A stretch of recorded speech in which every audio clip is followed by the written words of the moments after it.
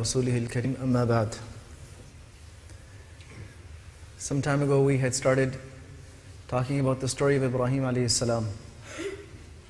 Today we'll mention some of the du'as that Ibrahim alayhi salam made.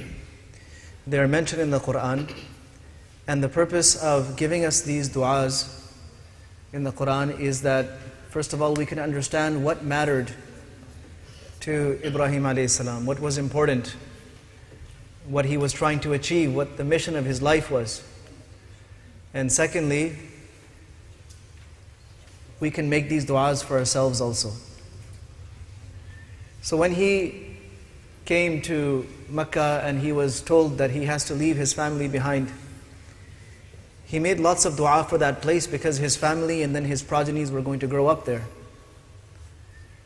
So he said, رَبِّ جَعَلْ هَذَا الْبَلَدَ آمِنًا وَجْنُبْنِي وَبَنِيَّ أَن نَعْبُدَ الْأَصْنَامِ.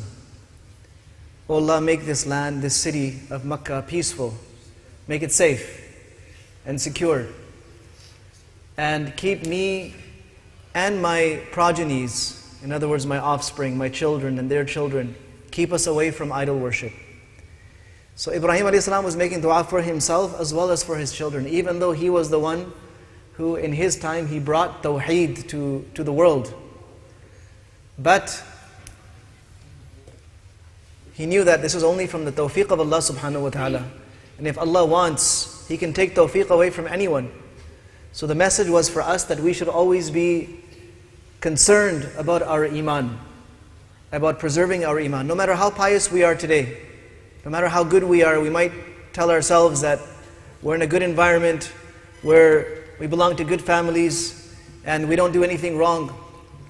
Whatever we have, it's from the tawfiq of Allah subhanahu wa ta'ala. If Allah wants, He can take that tawfiq away, so we should keep asking Him to protect us.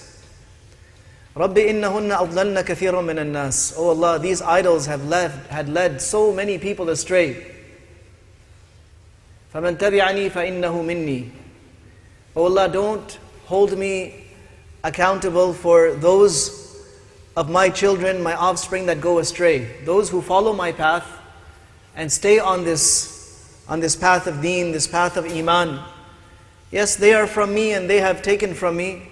وَمَنْ عَصَانِي فَإِنَّكَ غَفُورٌ رَحِيمٌ. Whoever doesn't listen to me after I've tried to explain to them who you are and what you want, then oh Allah, you are the one who is in charge of their affairs. If you want, you can forgive them, and if you want, you can hold them accountable.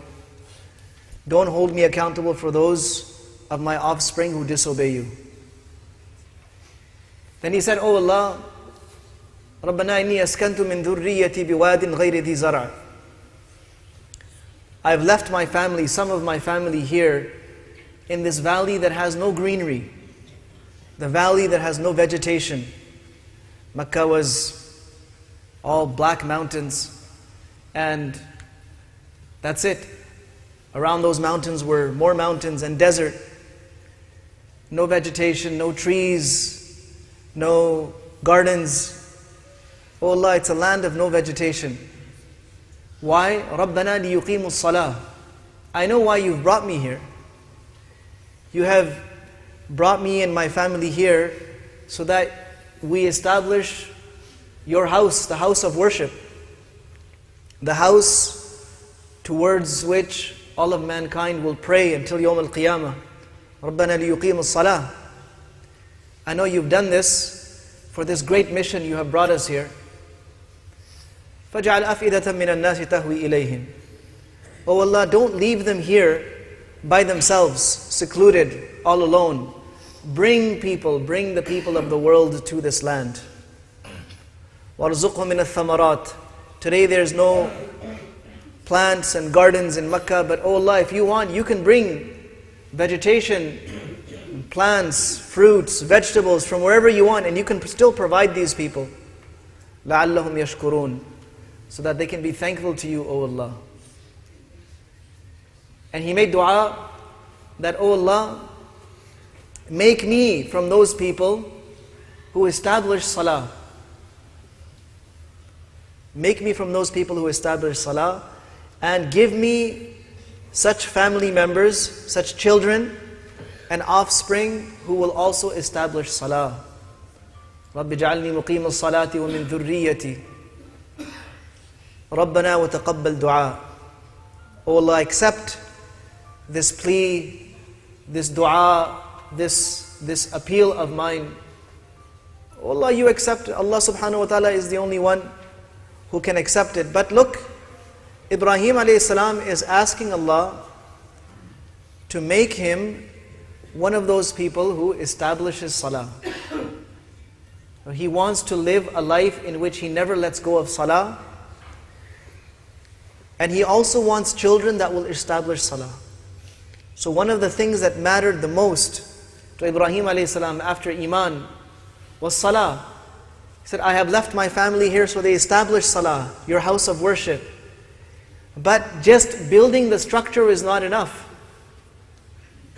It's not enough for me to say that I have constructed the Kaaba. And it's not enough for my children to say that our father constructed the Kaaba.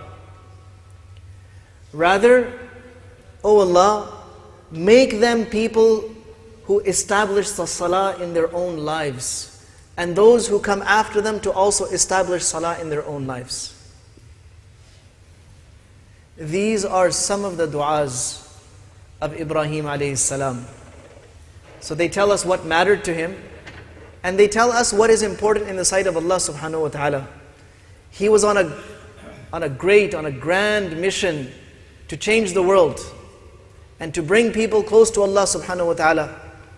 And this gives us a little bit of insight of what was going through his mind as he was going about achieving these things. May Allah subhanahu wa ta'ala enable us to walk in his footsteps. As I mentioned before, that he is our father, and he is the one who has given us the name of Muslims. So we also need to live a life that suits the template, the pattern of his life, instead of going off in different directions. We also have to keep ourselves focused towards Allah subhanahu wa ta'ala, towards establishing the worship and obedience of Allah subhanahu wa ta'ala in our own lives, and also bringing this message to other people in the world. May Allah give us tawfiq. Wa sallallahu wa sallam wa baraka ala nabina Muhammad wa ala